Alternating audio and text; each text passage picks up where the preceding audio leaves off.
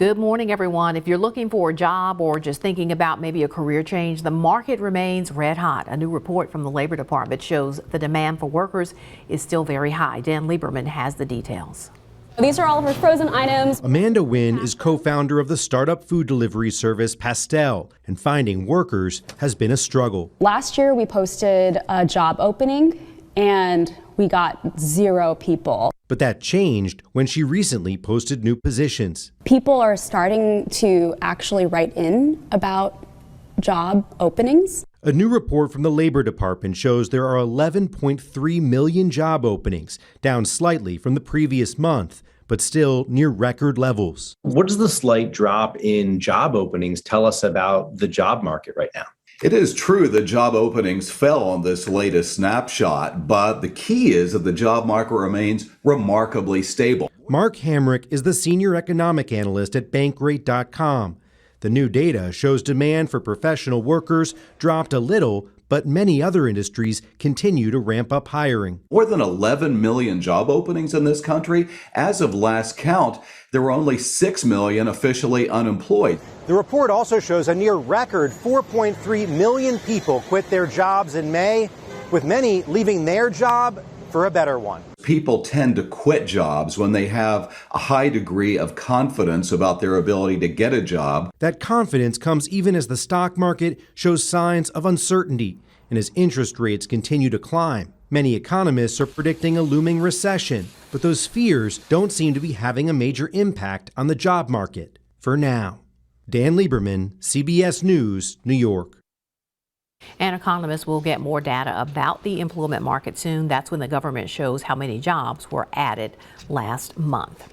All right, with gas prices soaring, more Americans are looking to ditch the pump and go electric. Sales of electric vehicles rose 76% in the first quarter, and market share for EVs doubled to 5.2%. A company called Rivian, that is, won the race to deliver the first all-electric pickup and now is launching an SUV, but there are major questions about whether they can deliver on their ambitious goals. Ben Tracy visited the factory and took a ride with the company's CEO.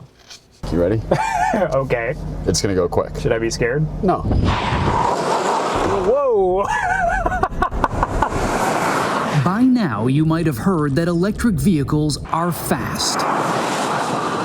That's like being on some sort of rocket ship ride? Yeah, it's very, very quick. But RJ Scaringe, the founder and CEO of Rivian, is out to prove they can also be fierce. You'll see why. At the company's test track in central Illinois, he showed us what Rivian's new electric SUV can do. Oh, we're literally going to go crawl up a wall of rocks. We are going to crawl up this wall of rocks, exactly. Do you often find yourself climbing a wall of rocks in the real world? Not. Or is this just showing off? This is just having fun. He calls this an adventure vehicle. Kind of feel like we should have helmets on. Something you could use to both tackle a trail and get your groceries. We wanted the vehicles to truly be capable of going anywhere. It almost seems like you're trying to show people electric cars don't have to be these little bubble things that you drive around in. All of that was intended to challenge existing expectations and to create products that were exciting in and of their own right, not just because they're electric. Rivian has been dubbed the Tesla of trucks. It sells an SUV and an electric pickup truck. They are not cheap. Each costs about $80,000, but they are unique. From the front, the truck looks like it drove off the screen of a Pixar movie. Motor Trend named it 2022's Truck of the Year, raving that it redefines the genre. When Rivian went public late last year, its stock surge briefly made it one of the most valuable automakers in the world, worth more than General Motors and Ford. But the stock has plummeted, and lately the road for Rivian has been pretty rough. It's been plagued by chronic production delays due in part to a shortage of parts, including semiconductor chips. Its sprawling Illinois factory can annually produce 150,000 vehicles, but this year the company is expecting to roll just 25,000 off the assembly line. The wait to get one is now more than a year long. So this blue car, what's interesting is this car has already been assigned to a customer. 39-year-old Scaringe has been heralded as Tesla CEO Elon Musk's new nemesis, and in return, Musk is now openly questioning whether Rivian will survive. Elon Musk recently said you guys are tracking towards bankruptcy. What is your response to that? You don't start a car company immediately making money. You know, I'd say I think he's maybe forgetting some of the things that Tesla themselves went through, but I take it as him hopefully just trying to be constructive and helpful. What's been helpful is the billions in cash Rivian is sitting on, thanks largely to Amazon. It's one of Rivian's biggest shareholders, and Amazon executive chairman Jeff Bezos gave Rivian a huge boost in 2019 when he placed an order for 100,000 electric delivery trucks. When will we see them on the road? Well, we're delivering them as we speak. The trucks are part of Amazon's plan to go carbon neutral by 2040. In the U.S., transportation and the pollution from gas-powered vehicles is the biggest source of planet-warming greenhouse gas emissions. Scaringe says climate change is the reason he founded Rivian in 2009, as he wrestled with his two competing loves, cars and the great outdoors, especially road trips with his family.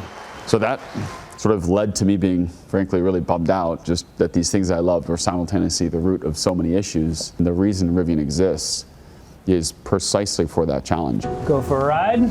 And he says Americans will still be able to drive the trucks and SUVs they love. So have you done things like this before? Crawl up a wall of rocks in a vehicle? Yeah. No? And take them just about anywhere they want. I think this is the very first time I've ever done this. See? There we go. A day of firsts. I'm Ben Tracy in Bloomington, Illinois. Smart home devices can turn on our lights, order our groceries, and much more, but all of those high-tech gadgets can be used against us too. Juan Fernandez explains. Hey Siri, turn all the lights on. Evan King is a smart stuff fanatic. In his home, smart deadbolts, thermostats, entertainment. This is a smart fridge. This is a Furbo, which is a dog treat camera. We initially met Evan at Consumer Watchdog, where he works as Chief Technology Officer. He was taking a break to check in on his dog, Chloe. Nothing my dog would like more than more treats. As much as he loves spoiling Chloe, the same camera that connects him to her may also allow a nefarious person to check in on your house. Smart homes are eminently hackable. Carmen Balber is Evan's boss and executive director of Consumer Watchdog. There are databases of home camera feeds online. And cameras are only one of the more obvious threats. Any gadget that connects to the internet can store and reveal a treasure trove of data. A lesser-known security threat, smart light bulbs. These connect to your phone or to a home hub so you can turn them on and off remotely. A possible issue here, they also store information, like your passwords, in the base of the bulb.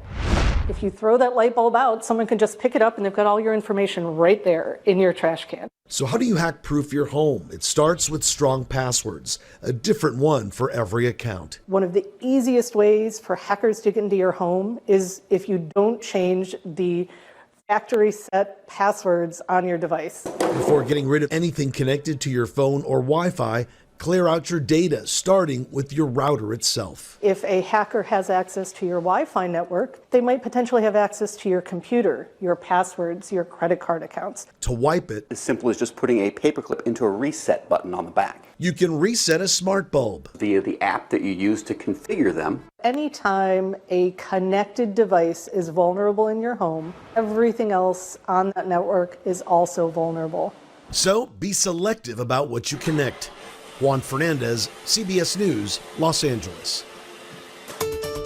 Misdiagnosed and often undertreated, it's a reality for skincare patients with darker skin. A closer look at the obstacles when Mid-Morning returns. All right, welcome back. We're learning more about the damaging consequences of inadequate medical care offered to minority communities. And today, a focus on skin care. While African Americans make up 13% of the U.S. population, only 3% of dermatologists nationwide are Black, and nearly half of all dermatologists report feeling their medical training did not properly prepare them to treat darker skin, which can lead to increased chances of misdiagnosis or a lack of treatment. That's what happened to one California man who was misdiagnosed, that is, for years. Nate Burleson has his story. Despite 7 years of treatments, Shane Bloomfield's skin discoloration remained a mystery to multiple dermatologists. So I looked like a crispy critter, a burn victim. was embarrassed to walk down the hall. His last doctor simply gave up.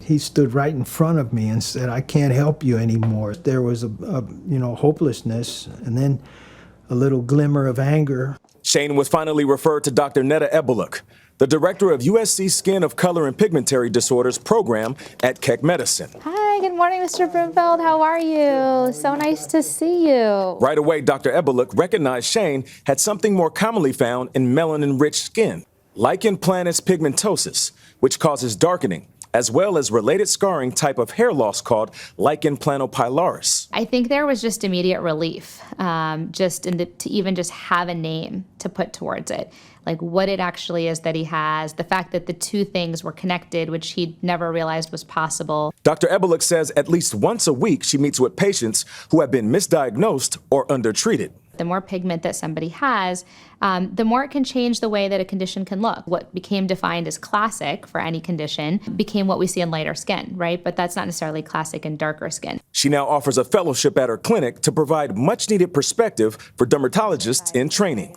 Many of these conditions, even if they don't kill you, they have profound effects on quality of life. Because Shane went many years before being properly diagnosed, he may not make a full recovery. However, he remains optimistic. I'm confident that we are on the right track for treatments and that this will be reversed. I'm still hopeful. Nate Burleson, CBS News. A study in the British Journal of Dermatology found an underrepresentation of patients with darker skin in dermatology textbooks. The pictures used to teach about skin conditions mostly show light skin, which can lead to misdiagnosis in people with darker skin. All right, coming up, they're often called the first family of fireworks. A look at how their show in the sky turned out when mid-morning returns. All right, we're back. Many communities celebrated the 4th of July with fireworks for the first time in 2 years, but the sky was dark in some places because of fireworks shortages due to supply chain problems. Well, that is not the case for the Sousas, who are often called the first family of fireworks. Their explosive displays arrived just in time. Carter Evans has followed the family for years and shows us how they were ready for an explosive show this past holiday.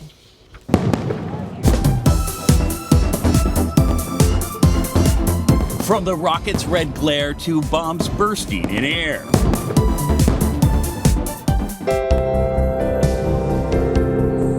For more than a century, the Sousa family has been creating magic in the sky.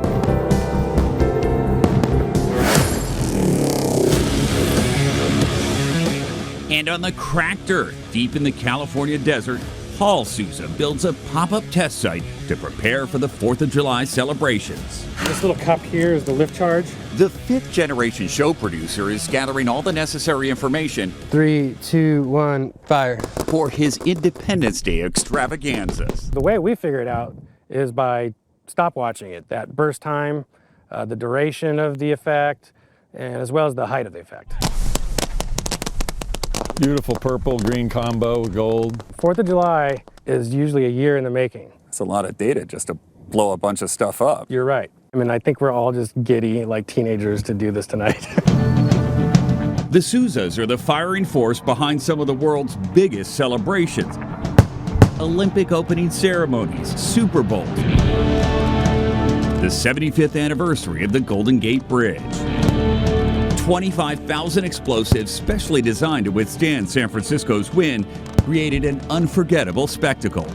What if it didn't work perfectly, exactly the way you wanted? Nobody else was gonna know. It still goes It's boom. still gonna go boom and make people happy. We good? Paul's dad, Jim Sousa, is CEO of Pyro Spectaculars. Good to go. He's been a rocket man since the age of 12.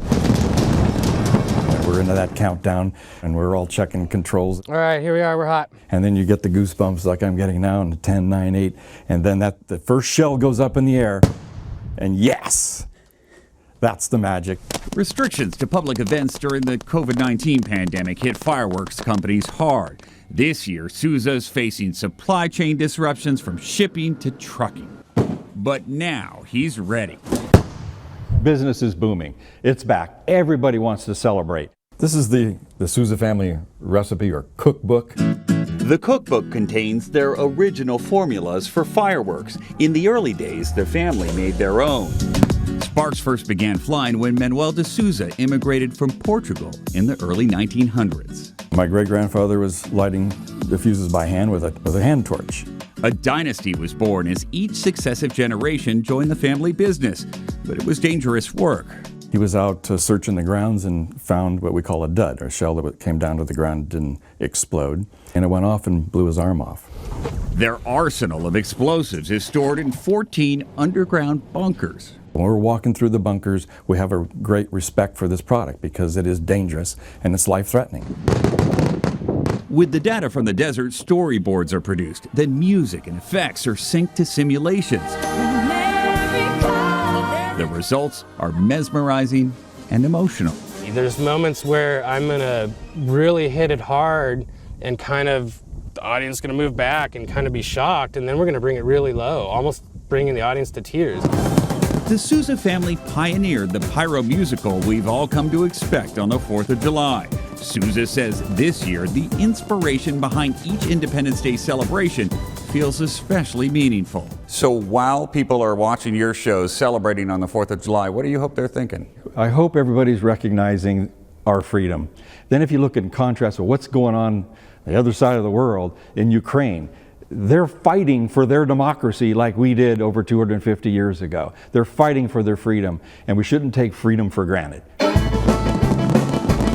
A year of planning goes into every 30-minute show, but the memories can last a lifetime. And maybe one time with everybody on different sides of the fences here, come together with family and friends, look to the skies, I'll do the rest for you, and celebrate an American tradition.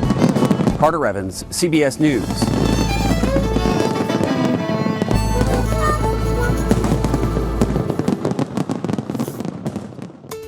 Coming up, the unlikely tale of a panda and a dragon and the lessons on life they're teaching. That story is coming up next.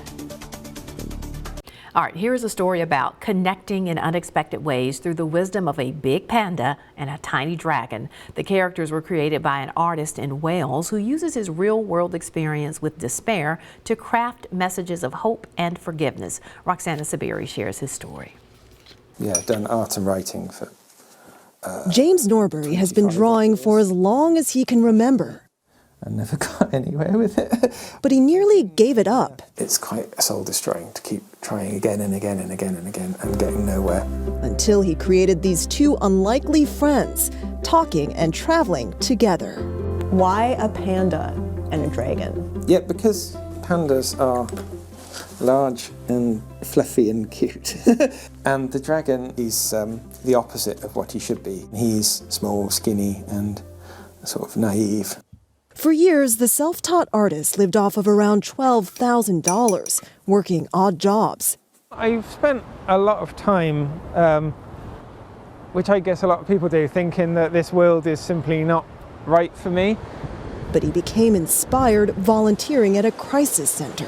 Felt that I had quite a lot of ideas that would help. What I found most appealing was Buddhism. Contained in there are some extremely powerful ideas that help you on a very day-to-day basis. So one day he decided to distill those ideas into simple yet profound conversations between Big Panda and Tiny Dragon. This garden is beautiful, said Tiny Dragon. Big Panda nodded, and we only found it because we went the wrong way so many times. They debuted on Instagram around 2 years ago. I got 3 likes or something like that. But soon their uplifting messages of friendship, hope, and acceptance reverberated and made their way into a best-selling book, translated into 25 languages. Readers send proof of their passion for his art and post comments like, "Your creations hold me up through each day." I had one person once who said it stopped them taking their own life, which was incredible. A lot of people say they were moved to tears and things. And I think that's because it talks to your soul, hopefully. And it comes from his. It says, "What if I meet people who don't like me or the things I do?" asked Tiny Dragon. "You must walk your own path," said Big Panda. "Better to lose them than lose yourself." So yeah, he's Yeah. They're very authentic. But that's why I think they speak to people, because they come from here. you know. They come from your mind and your heart and your soul. Exactly. Yeah, it's very clear. So this one says, do bad thoughts make me a bad person? No, because waves are not the ocean and thoughts are not the mind. Marika Fink hangs this illustration above her desk. And a print is a lot cheaper than a shrink, I'll tell you that. I would think so. It's a lot cheaper, but that's what I mean about his work. Sometimes you just look at it and it gives you that brief moment of, yeah, right, don't dwell on that. That's fine. Yeah, I find that hugely inspiring. Oh, well, that's exactly why I draw them. So that's amazing to hear. Despite his global success, the 44-year-old artist still lives in the same house with his 5 stray cats. How has all of this changed your life? Remarkably little, actually. Really? Yeah. What's changed, he says, is he's learning to live his dream and the lessons shared by these 2 friends. I wish this moment could last forever, said Tiny Dragon. This moment is all there is, smiled Big Panda. Roxana Saberi, Swansea, Wales. We'll be right back to wrap things up. Stay with us. All right, we'd love to hear from you. You can send us an email or connect with us on social media. We'll see you back here next time.